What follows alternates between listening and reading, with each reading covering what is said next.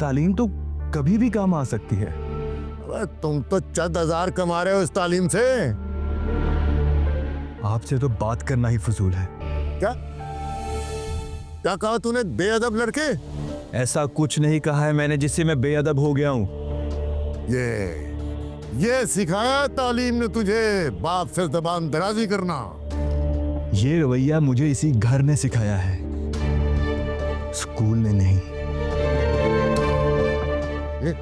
ये है तुम्हारी तरबियत का असर। आप भी तो बच्चों से कभी प्यार से बात ही नहीं करते। बकवास ना किया कर, अब तू मुझे नसीहतें करेगी? अब्बा जी, मेरी कोई गलती नहीं है, मेरी है सारी गलती। प्लीज प्लीज मुझे माफ कर दे। मैं आइंदा ऐसी कोई बात नहीं करूंगी। ये शुक्र कर इस लड़की की शादी हो रही है, वरना ये तो इस घर में कत्ल करा देती। जिंदगी ने हर कदम है आजमाया,